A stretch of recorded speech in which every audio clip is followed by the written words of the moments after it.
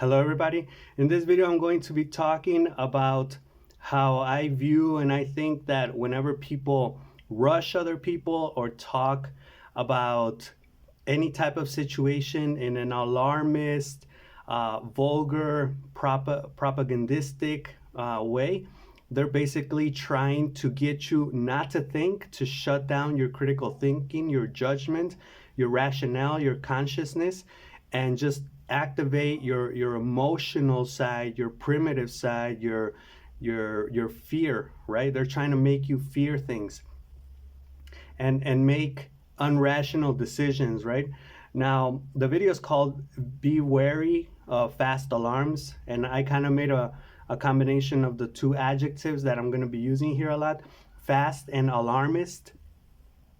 And people tend to get you with this. They tend to fool you with this fast and alarmist rhetoric, right? Like, for example, with global warming, right? Like, we're rushing towards or to a precipice.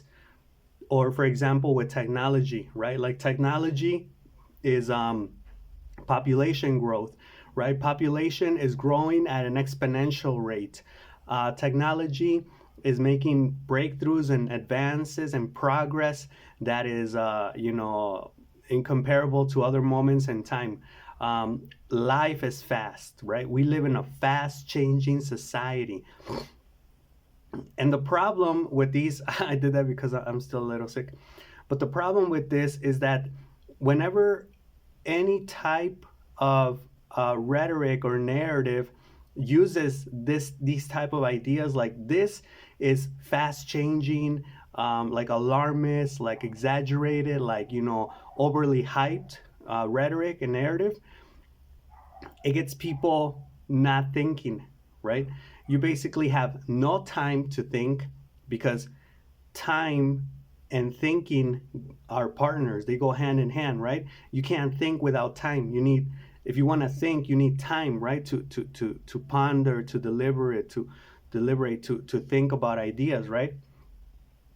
And by not thinking, it makes it so that the other people that are pushing these like propagandistic and alarmist rhetoric and fast changing whatever rhetoric, it makes it so they can get away with things, right? A lot of this has to do with money, right? They're trying to push people to buy things.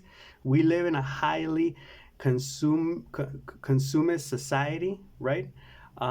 So most of it is just getting people to buy things, right? To spend money on things, on causes, on whatever. And basically, it's a no rule zone, right? Anarchy zone, because whatever goes. Why? Because everything is allowed in a crisis, right? If you're living in a crisis, well, that's when authoritarian can take place. That's when tyranny can take place because you need a leader, you need action, you need impulse, you need to make decisions now, right? Not later, not think, right? Not deliberate. Now you need to act, right? And that, I mean, it's perfect because, under the flag of crisis and fast and alarmist, where fast means not thinking, these people can take advantage of you, basically, right? So, I've made a couple videos on how to persuade, how to influence, how to manipulate, which I've already spoken on this a lot. It's the same thing: to educate, to mold, to teach, to persuade, to indoctrinate, to re-educate, to instruct, right? And I've been trying to kind of like crack the code, like how do you do it with these subtle, sophisticated techniques and strategies, and you know, and I think a lot of them work, but I think the most efficient, cost-effective way to do it is this, right? The best way to persuade, influence, or manipulate people is still not allowing them to think, right? This is why the fast and alarmist rhetoric and, oh my God, like, the world is ending rhetoric works.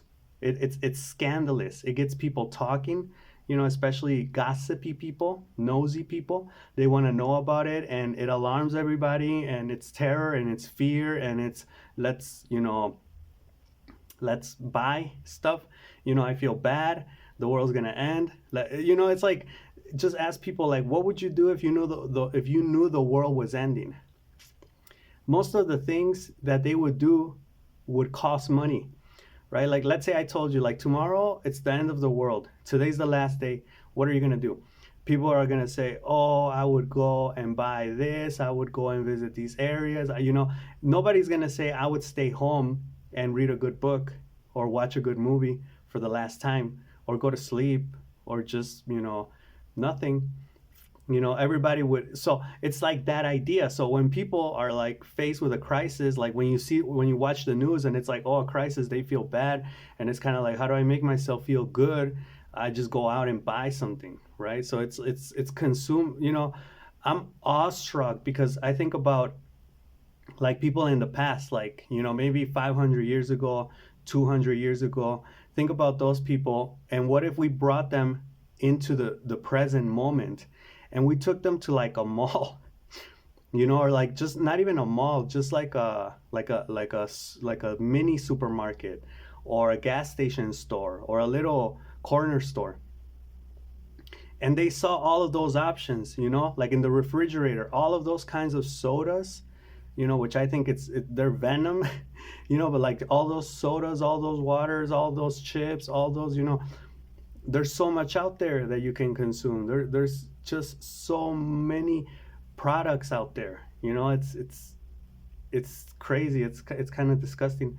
But I got this idea because I was reading about the rapid expansion of the West in the United States in the 1800s, and how they were fighting over land. That's how they got the phrase, "I shot the sheriff," because the people that didn't have legal titles to their homes or their land would defend their land from the sheriffs that were brought in to basically take the people out of their houses, out of their land, and they would shoot them. They would shoot the sheriff, right? So that's where that idea comes from. Like, it's my land, even though there's no legal title, because the government hasn't established a legal system, a legal property system yet.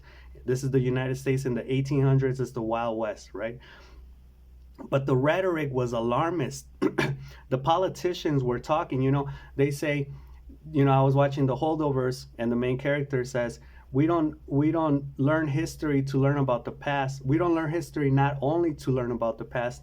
We learn history to give it an explanation, or to give us an explanation of the present, right? So they're all cycles. We think we're original nowadays, but all of this has been done before. We think politicians or candidates to presidency are somehow special or unique or weird or rare, or this has been done over and over again.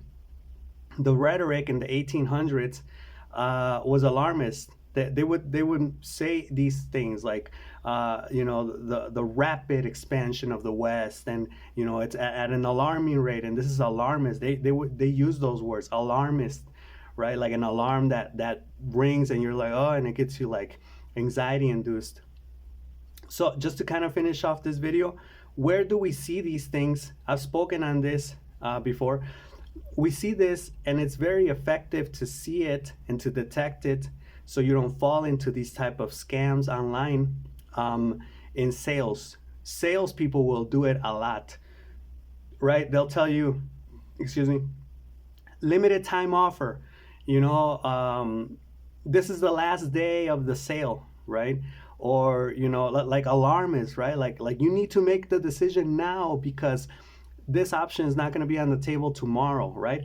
And when people do that, red flag, big red flag, step away. Like, if you're selling something online and someone says, I need this by now, by today, right? Like, it's an emergency, like I need it today. Whoa, no, I'm not gonna fall for that. That's a trap. That's a red flag, right? When people use alarmist rhetoric or fast rhetoric, fast in the sense of like now, like it's an emergency, it's urgent. No, like forget about it. Like, I can talk to you next week, or I don't have time this week, like whatever. because that more often than not leads to scams, right? People not showing up, people trying to steal from you or whatever. Um, and online too, right? Where people will say like, "Oh, limited time offer," like this alarmist rhetoric, right? That's what I'm talking about in sales. You see this with popular beliefs, right? Such as the end of the world rhetoric, vaccines, like in the United States, cybersecurity, right? Like, oh, you need to, put something in your camera, on your camera, in your phone, on your phone or on your laptop because, the government's watching you, or like, all of this like fear, and a lot of it has to do with fear, right? It activates your fear, your cerebellum, and you're like, I think it's called cerebellum, and you're like, oh crap, like your hypothalamus and your amygdala, and you're fear induced, anxiety induced, and you're not thinking rationally, right? um, Conspiracy driven family members and friends, right? We all know them, right? People that believe certain things and are alarmist about it, right? When it's and the news. The news are always alarming you with things, right? There's always a crisis, there's always something bad going on in the world, right? And that's what I'm talking about. So all of that gets people like in a bad state, right? So what should you do to counteract these effects and these type of rhetoric or this type of narrative that's out there? I think the first thing you should do, like I mentioned, is step back, right? View the big picture, the whole panorama, and think. Take time and think about things like rationally and critically, and say, "Come on, like that's not real." Or maybe it is real, but it's not such a big deal. It's not how you're making it out to be, right? And get critical, question it, right? Because that's basically the antidote to this. So that's all I got for this video. Be wary of fast alarms. Let me know what you think, and I'll see you in the next one, all right? Peace.